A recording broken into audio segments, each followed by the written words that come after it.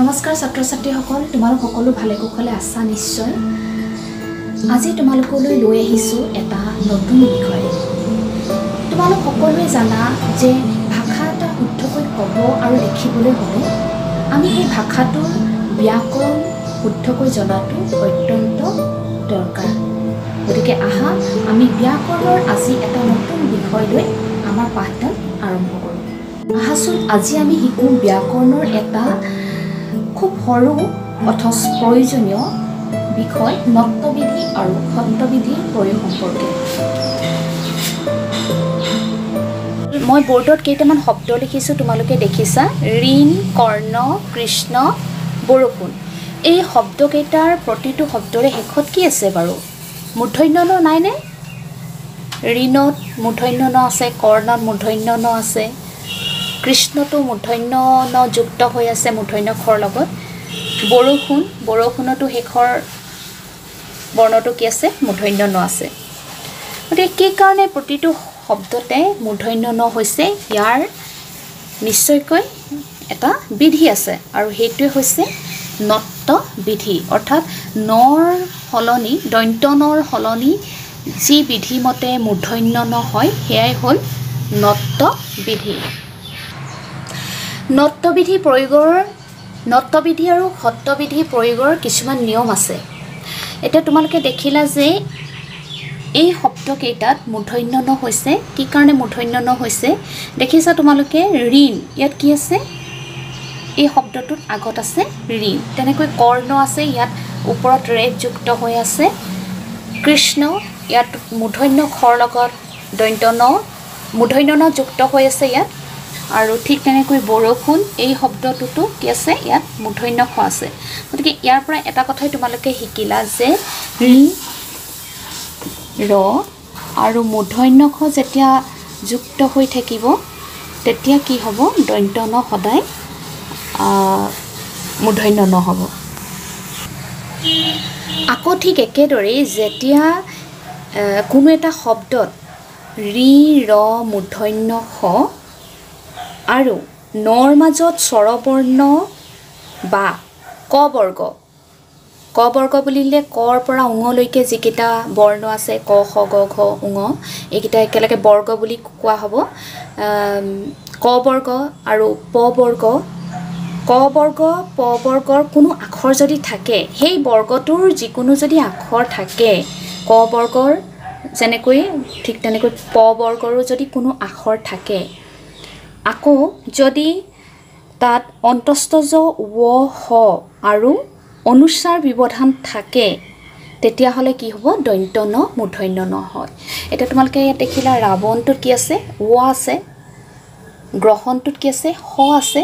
গৰগ্ৰৰ পিছতে ইয়াত আকৌ এই ৰডালৰ ৰকাৰ আছে। ইয়াত এই ৰকাৰডালৰ উপৰিও ইয়াত কি আছে? হ আছে। দেখিছানে তোমালোকে? হ আছে। গতিকে য'ত অন্তস্তজ ৱ আৰু হ থাকে তেতিয়া তাত কি হ'ব? দন্ত্য নৰ ঠাইত কি হ'ব? মূৰ্ধন্য ন হ'ব। আৰু তাত যদি ক বৰ্গ, প বৰ্গৰ কোনো বৰ্ণ থাকে তেতিয়াহ'লে কি হ'ব? দন্ত্য ন সদায় মূৰ্ধন্য ন হ'ব। আকৌ কেইটামান মই শব্দ লিখিছোঁ, তোমালোকে মন কৰিবা। যেনে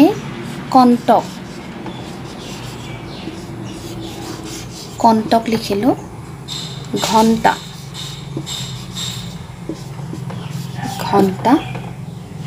তাৰপিছত কণ্ঠ,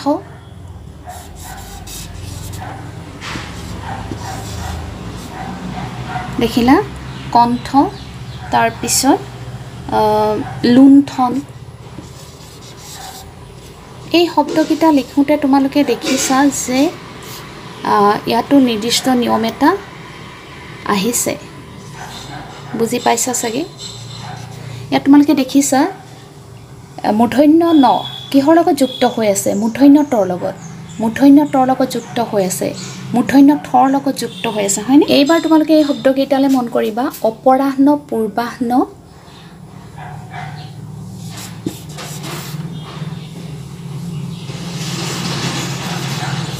প্ৰাহ্ন, এই শব্দকেইটা তোমালোকে পালা। দেখিলা ইয়াত কি আছে বাৰু?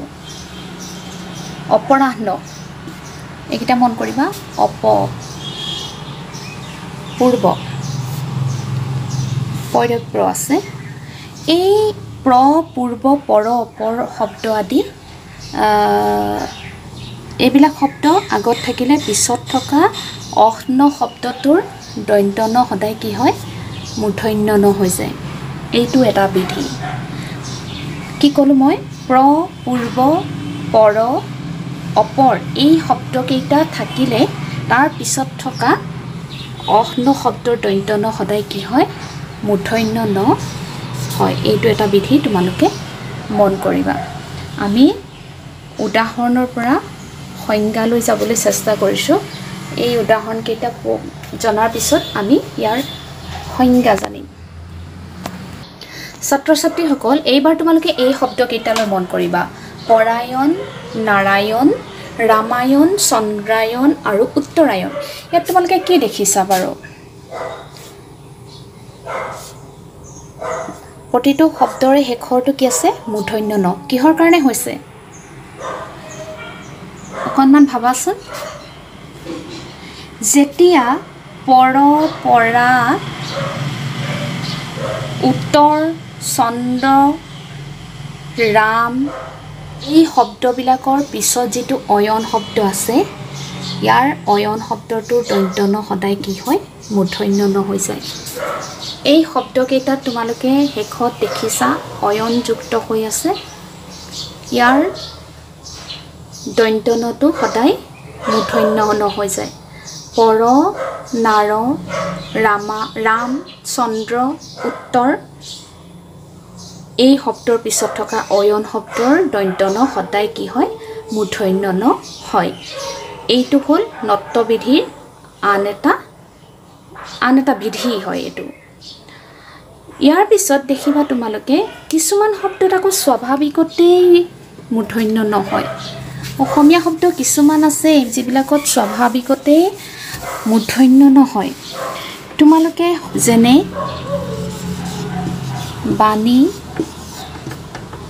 বাণী আমি প্ৰয়োগ কৰিয়ে থাকোঁ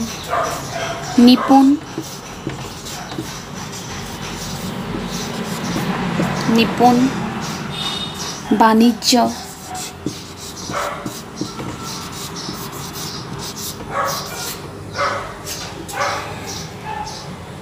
তেনেকৈ কল্যাণ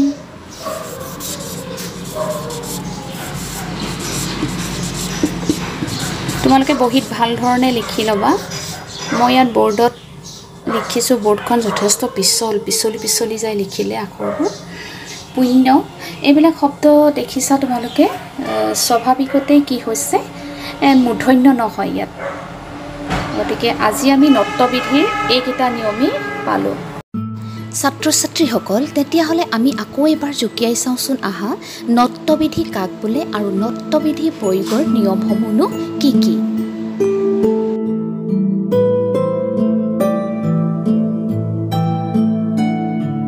নত্ববিধি প্ৰয়োগৰ দৰে খত্তবিধি প্ৰয়োগৰো কিছুমান বিধি আছে মই তোমালোকৰ বৰ্ডত কেইটামান শব্দ লিখি থৈছোঁ তোমালোকে দেখিছা ঋষি কৃষ্ণ নিষেধ কষ্ট দুষ্ট ভূমিষ্ঠ যুধিষ্ঠিৰ অনুষ্ঠান প্ৰতিষ্ঠান এই শব্দকেইটাত তোমালোকে দেখিছা ঋষি ঋকাৰৰ পিছত সদায় কি বহে দন্ত্য স ইয়াত মূৰ্ধন্য স বহে তেনেকৈ কৃষ্ণ ইয়াত ঋকাৰ দেখিছা তোমালোকে ঠিক তেনেকৈ নিষেধ ঋকাৰ পিছত সদায় যেনেকৈ দন্ত্য স ঠাইত মূৰ্ধন্য স বহে ঠিক তেনেকৈ অ আৰু বাহিৰেও অন্য স্বৰবৰ্ণ ক আৰু ৰৰ পিছত থকা দন্ত্য স সদায় কি হয় মূৰ্ধন্য স হয় ইয়াত একাৰডাল যে তোমালোকে দেখিছা ইয়াত এৰ স্বৰচিহ্ন একাৰ বহিছে গতিকে ইয়াত কি হৈছে দন্ত্য সটো মূৰ্ধন্য সলৈ পৰিৱৰ্তন হৈছে ঠিক তেনেকৈ কষ্ট দুষ্ট আগত নত্ববিধিত যেনেকৈ তোমালোকে পাইছিলা যে মূৰ্ধন্য ত বৰ্গৰ লগত যুক্ত হ'লে যেনেকৈ দন্ত্য ন মূৰ্ধন্য ন হয় ঠিক তেনেকৈ মূৰ্ধন্য ত বৰ্গৰ লগত যুক্ত হ'লে দন্ত্য সও মূৰ্ধন্য সলৈ পৰিৱৰ্তন হয় কষ্ট দুষ্ট তাৰপিছত এইটো দেখিছা তোমালোকে ভূমিষ্ঠ ভূমি গু অংগু দিবি শব্দৰ পিছত যেতিয়া দন্ত্য স থাকিব সেই দন্ত্য স সদায় মূৰ্ধন্য থ ঠলৈ পৰিৱৰ্তন হ'ব। তাৰপিছত যুধিষ্ঠিৰ, যুধি শব্দৰ পিছত থকা যুধি শব্দৰ পিছত যিটো স্থিৰ ধাতু থাকে সেই স্থিৰ শব্দৰ দন্ত্য শটো সদায় কি হয় মূৰ্ধন্য খলৈ পৰিৱৰ্তন হয়। তাৰপিছত তোমালোকে দেখিছা অনুষ্ঠান, অনুষ্ঠান অনু অভি অধি বি পৰি হু এইবিলাক শব্দৰ পিছত যিবিলাক ধাতু থাকে সেই ধাতুৰ দন্ত্য খ সদায় মূৰ্ধন্য খলৈ পৰিৱৰ্তন হয়। তাৰপিছত ই কাৰান্ত আৰু উ কাৰান্ত উপসৰ্গৰ পিছত আমি উপসৰ্গ পাওঁ যে প্ৰতি পৰা অপ অনু এনেকুৱা উপসৰ্গবিলাক যে পাওঁ আমি এই উপসৰ্গৰ পিছত থকা যিবিলাক ই কাৰান্ত আৰু উ কাৰান্ত সেইবিলাক উপসৰ্গৰ পিছত থকা স্থা হত শিৰ লাখ আদি ধাতুৰ দন্ত্য খ সদায় কি হয় মূৰ্ধন্য খ হয়। যেনে প্ৰতিষ্ঠান, তাৰপিছত অভিলাষ, নিষেধ এইবিলাক এনেকুৱা বহুত আছে শব্দ তোমালোকে বিচাৰিবা উলিয়াবলৈ নিজে চেষ্টা কৰিবা তোমালোকে, তেতিয়া আৰু ভাল ধৰণে তোমালোকৰ ধাৰণাবিলাক পৰিষ্কাৰ হ'ব। ছাত্ৰ ছাত্ৰীসকল এতিয়া সত্ৰবিধি কাক বোলে আৰু সত্ৰবিধি প্ৰয়োগৰ নিয়মসমূহ কি কি পালোঁ আমি সেয়া এবাৰ আকৌ চাওঁচোন আহা।